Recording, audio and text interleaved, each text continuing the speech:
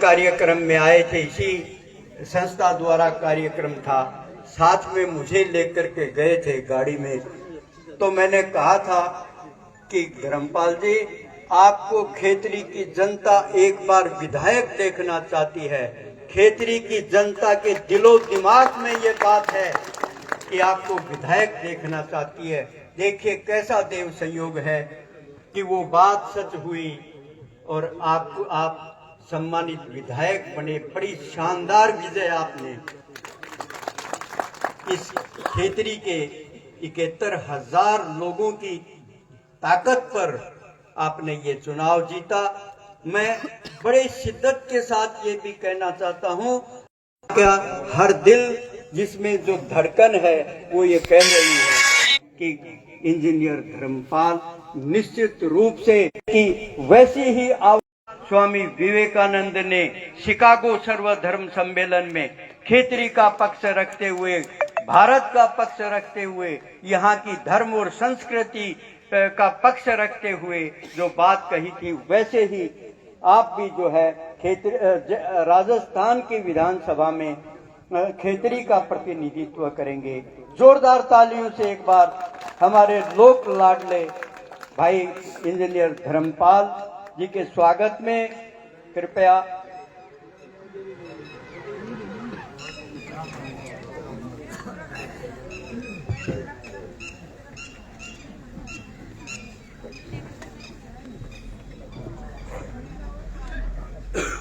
इस जानदार और शानदार कार्यक्रम में ग्राम दलेलपुरा की पवित्र भूमि पर उपस्थित सभी जो बुजुर्ग बैठे हैं उनके श्री चरणों में प्रणाम करता हूं, पांव धोक देता हूं। जो मातृ शक्ति बैठी है उसका भी वंदन करता हूं, अभिनंदन करता हूं और अभिनंदन करता हूं इस खेतड़ी का सेवक होने के नाते हमारे यहाँ पर पधारे हुए हमारे जिले के यशस्वी सांसद नरेंद्र जी खींचड़ का उपखंड खेतड़ी की तरफ से और दलेलपुरा की जनता की तरफ से बहुत बहुत स्वागत करता हूं, अभिनंदन करता हूं। और मैं अभिनंदन करना चाहता हूं मेरे बड़े भाई, और हमेशा इनके परिवार ने भी और इन्होंने खुद ने भी मुझ पे और मेरे परिवार पे हमेशा स्नेह रखा है। ऐसे वरिष्ठ विधायक हमारे जाबर सिंह जी खर्रा का मैं इस खेतड़ी की धरती पर और दलेलपुरा की धरती पर स्वागत करना चाहता हूं। हमारे सभी मेहमान यहाँ पे बैठे हैं। मेरे पिता स्वर्गीय राम कुमार जी के साथ कंधे से कंधा मिलाकर काम करने वाले और मेरे शायद संरक्षक के रूप में मदन जी भावरिया बैठे हैं, उनका भी मैं यहाँ पर स्वागत करना चाहता हूँ। डॉक्टर जाखड़ साहब बैठे हैं, प्रधान जी बैठे हैं, सरपंच साहब बैठे हैं और सभी सरपंच प्रतिनिधि बैठे हैं। हम सबका सम्मान करते हुए, सम्मानित मंच को अभिवादन करते हुए पुनः एक बार मैं खेतड़ी का विधायक मुझे कोई कहे तो मैं समझता हूं उसको आप ये समझेंगे कि ये जीत गया इसलिए लंबी लंबी बात करता है।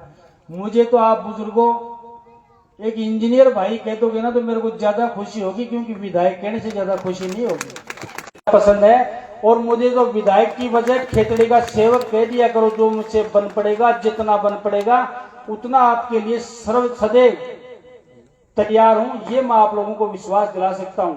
आज से पहले हम बिना जिम्मेदारी के भाषण देते थे, कोई जिम्मेदारी नहीं थी, हम प्रतिपक्ष में राज था, हम कभी जीते नहीं, लेकिन वो चीजें प्रतिपक्ष में रह के ज्यादा सतर्कता से बोली जा सकती हैं। आज मैं जो एक शब्द भी बोलता हूं तो मैं खेतड़ी का एक जिम्मेदार सेवक होने के नाते, जिम्मेदार नागरिक होने के नाते और खेतड़ी के 2.25 लाख वोटर और 3 लाख से ज्यादा जनसंख्या का एक प्रतिनिधित्व मैं राजस्थान की विधानसभा में करने जा रहा हूं। जो वजन आपने डाला उस वजन को मैं अपने कंधों पे महसूस करता हूं और जो साफा आप पहनाते हो उस साफे का वजन मैं अपने सर पे महसूस करता हूं, क्योंकि ये कपड़े का साफा नहीं है, ये खेतड़ी की पूरी जनता की मान और शान का साफा है। इस शान और मान को बढ़ाना मेरा कर्तव्य है, मेरा दायित्व है और मेरा फर्ज है और मेरा कर्म है और मेरा धर्म है।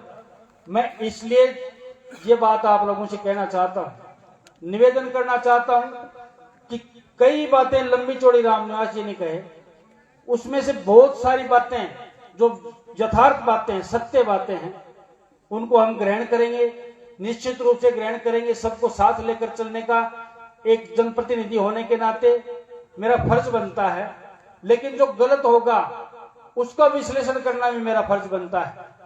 एक लकड़ी से सबको आंकना, अच्छे को, बुरे को, गरीब को, अमीर को, व्यापारी को, किसान को, युवा को, छात्र को, महिला को, मैं समझता हूं उसमें भी आपको वर्गीकरण करना पड़ेगा।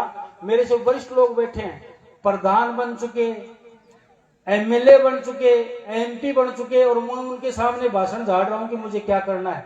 2 बार प्रधान, कितनी बार प्रधान रह गए, 3 बार प्रधान, 2 बार विधायक। इनके सामने एक छोटा सा और अतना सा आदमी ज्यादा बोले और कानून लगाए, उस बात की अदब इजाजत नहीं देता है। लेकिन मैं इतना कह सकता हूं कि जब भी मान और सम्मान खेतलीके की बात आएगी तो इतना दिल ठोक के कह देना, चाहे राजस्थान की विधानसभा हो और चाहे कोई अन्य क्षेत्र हो, आपके मान और सम्मान में कभी कमी नहीं आने देंगे। इतना मैं आप लोगों से कह सकता हूं।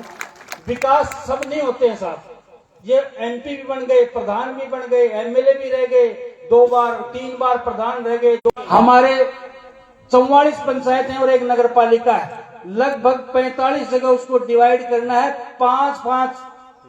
50-50 लाख रुपए साल के आ जाते हैं। साल के अंत में मुझसे हिसाब ले लेना, इतना ईमानदारी से कह के जा रहा हूं।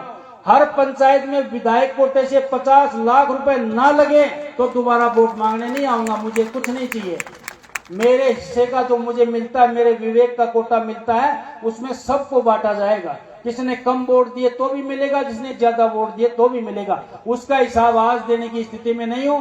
5 वर्ष बाद में दोबारा जब चुनाव हो, उसमें दलेलपुरा पंचायत, नौरंगपुरा पंचायत, जो भी कांकरिया पंचायत, चाहे उधर की डोसी पंचायत, चाहे रामकुमार हो, सबको बराबर का हिस्सा उस 50 लाख का मैं देने के लिए तैयार हूं। उसका हिसाब करने के लिए आपके लिए तैयार हूं। जो रूटीन का पैसा आता है वो मेरे से ज्यादा ये लोग जानते हैं। मेरे पे स्नेह रहा नरेंद्र जी का, सबसे ज्यादा खेतने में इसलिए आते हैं कि मेरे पे इनका स्नेह है। जाबर जी का हमारे बहुत साल पुराना स्नेह है। कुछ मुझे नया हूं, मुझे सीखने को मिलेगा तो जाबर जी मेरे नजदीक ही बैठते हैं विधानसभा में। मैं तो शुरू में मेरी सीट नहीं मिली थी तो मुझे तो कोई जानकारी नहीं मिला, मैं जाबर जी के पास जाके बैठ गया। भाई प्रदेश में तो कोई गांव को मिल जाए वो भी बहुत बढ़िया है। मैं तो जाबर जी को जानता था। वहां सुभाष भी भाई नया नया है, मील भी नया नया है, उसको भी मैं नहीं पहचानता था। मेरी सीट भी मुझे नहीं पता नहीं कहाँ है, घुसा था मैं हाँ पक्ष लोबी में, तो मुझे तो जाबर जी दिखे। मैंने कहा बढ़िया है, अपने तो यहीं बैठ जाओ, बाद में खोजते रहेंगे कौन सी सीट है। तो इनसे कोई जरूरत पड़ेगी तो मैं अपना जो सुझाव और इनके मार्गदर्शन पे हम लोग चलेंगे। निश्चित रूप से आपने जो काम किया है यहाँ पर, जो मानवता का काम किया है, इंसानियत ग्रुप ने जो सेवा का काम कर रहे हैं, उसको मैं देख रहा हूँ 2-3 वर्ष से। निश्चित रूप से ये काम सबके वश का नहीं है, इसके लिए टीम भावना भी चाहिए और सहयोग की भावना भी चाहिए। अगर आपके गांव में कोई अच्छा काम कर रहा है, अच्छी संस्था है जो एक मानव सेवा के लिए चल रही है, उसका सहयोग करें, और सहयोग नहीं करें तो उसका विरोध ना करें, उसका विरोध भी ना करें। इसलिए आपसे आग्रह मैं करना चाहता हूं, ये संस्था दिन दुनी और रात दोगुनी तरक्की करे। और कप्तान साहब और गांव की तरफ से जो मुझे इस क्षेत्र की जो समस्याएं बताई गई हैं, उनका लिखित में मेरे पास है। आज कहना जल्दबाजी होगी, ये करवा दूंगा वो करवा दूंगा, हम ये करवा देंगे और वो करवा देंगे, विश्वास नहीं रखते। हम काम करके आपको कह देंगे कि ये काम करवा दिया हमने, ये काम आपका हो चुका है। इसलिए यहाँ पर कहलवानी को घोषणा कितनी भी करवा लो चाहिए। सत्य को लड़ते लड़ते मुझे 20-25 साल हो गई, लेकिन सत्य लोगों के समझ में कम आता है। मैं हमेशा कहता हूं कि सच्चाई जब चारपाई से उठ के जूती पहनती है, जब तक झूठ आती दुनिया घूम लेती है। झूठ बहुत जल्दी फैलती है, सच्चाई को फैलने में बहुत समय लगता है। लेकिन 20 वर्ष में लोग समझे, मुझे ये मौका दिया आपकी सेवा करने का, ईमानदारी से सबके साथ, बिना भेदभाव के, बिना पक्षपात के, मुझसे जो बन पड़ेगा, जितना बन पड़ेगा उससे ज्यादा करने की कोशिश करूंगा।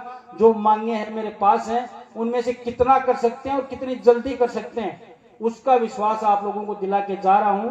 विधानसभा चलेगी, कोटे अलॉट होंगे, सरकार अस्तित्व में आएगी, मंत्रिमंडल बनेगा। इन चीजों में, सरकारी कामों में प्रैक्टिकल आने में, फील्ड में आने में बहुत समय लगता है, क्योंकि आज हमारा प्रदेश राजस्थान देश का सबसे बड़ा राज्य है। देश का, पूरे हिंदुस्तान का सबसे बड़ा राज्य कोई है तो वो राजस्थान है। इसमें किसी भी स्कीम को आते आते बहुत समय लगता है। हम कोशिश करेंगे विधानसभा में, हम कोशिश करेंगे आपके जयपुर में बैठ के कि आपके हिस्से का और आपका जो भी हक बनता है, उस हक को हम वहां पे रहने नहीं देंगे, आपके गांव और आपकी गाड़ी तक पहुंचाएंगे। ये विश्वास आपको दिलाना चाहते हैं। और अंत में मैं एक निवेदन करना चाहता हूं, 28 दिसंबर जो सबको पता है, यहाँ पर बैठे हैं जो लोग, कुछ महिलाओं को पता नहीं होगा।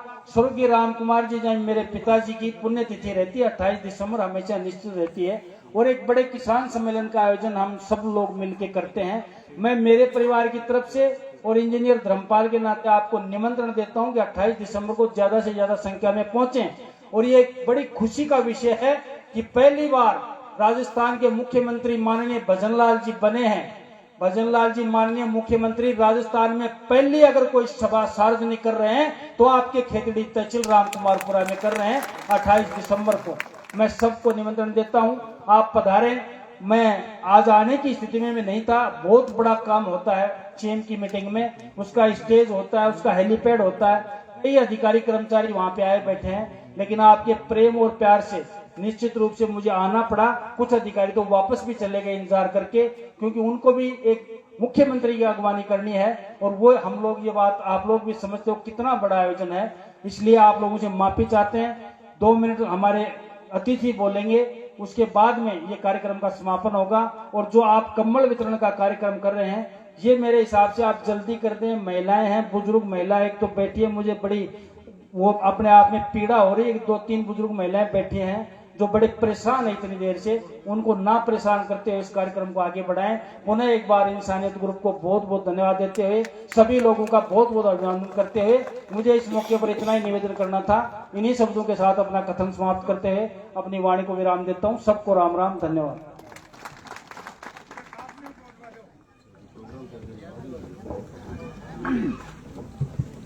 2 मिनट के लिए मैं रामनिवास जी से निवेदन करूंगा कि